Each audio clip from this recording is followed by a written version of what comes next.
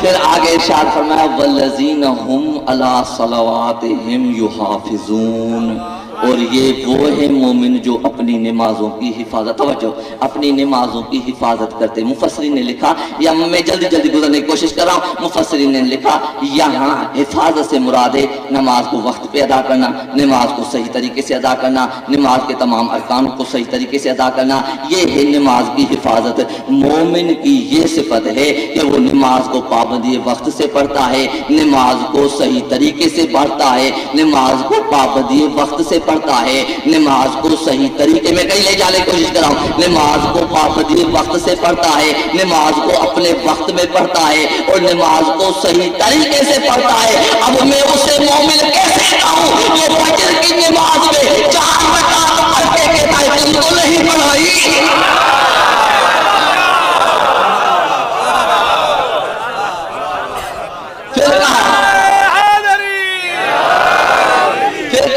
مومن وہ ہے جو نماز کو اپنے وقتوں میں ادا کرتا ہے۔ اب میں اسے امیر المومنین کیسے مان دوں جو خود کہتے ہیں جمعے کی نماز پڑھا لے؟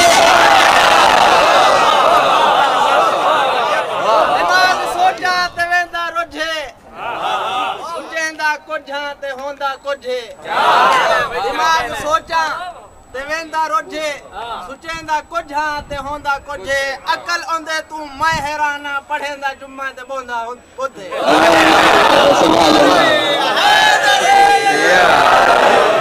اچھا پھر آگے ارشاد ہوا، پھر آج کے ارشاد ہوا، کیا ہوا؟ اب یہاں پر یہ نماز کی حفاظت کرنے والے اولئک هم الوارثون، اور یہ کیا ہیں؟ یہ میری جو میری خطابت کو جانتے ہیں، میرا انداز یہی ہے، کسی غلط فہمی کا شکار کوئی نہ ہو جائے۔ بابا سے بلند تر صلوات۔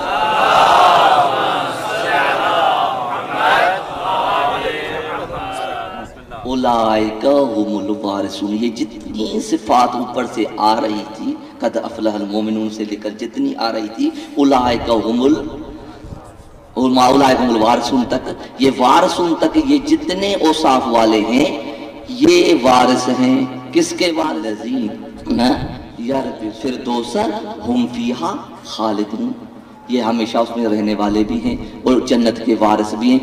آج تو پتہ چل گیا نا، یہاں بیٹھ کے کبھی کھجوریں آ رہی ہیں، یہاں بیٹھ کے کبھی تام آ رہا ہے، یہاں بیٹھ کے کبھی کپڑے آ رہے ہیں، یہاں بیٹھ کے کبھی تلوار آ رہی ہے، کیونکہ اشیاء ادھر پڑی ہوئی تھی، مالک ادھر بیٹھے تھے۔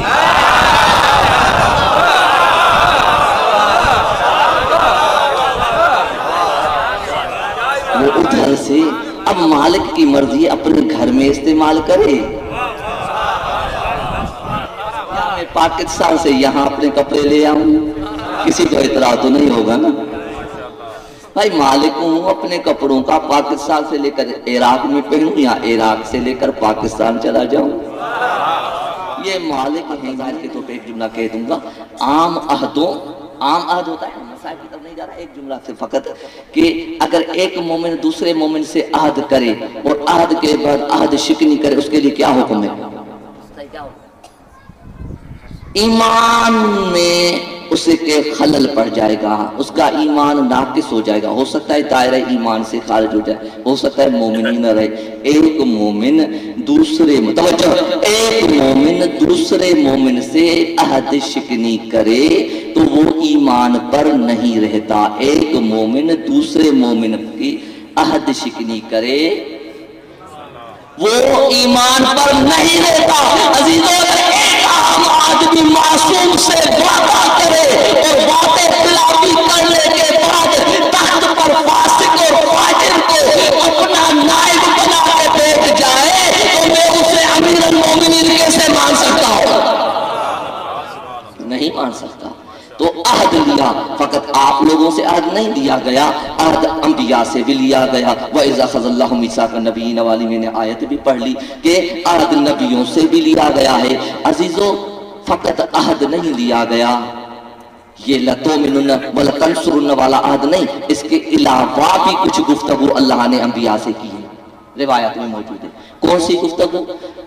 اللہ نے انبیاء کو تمام حوادث بتائے، اس کے بعد کہا کہ اگر تم اپنی رسالتوں نبوتوں میں ترقی چاہتے ہو تو پھر تم لوگوں کو کچھ امتحان دینا پڑے گا.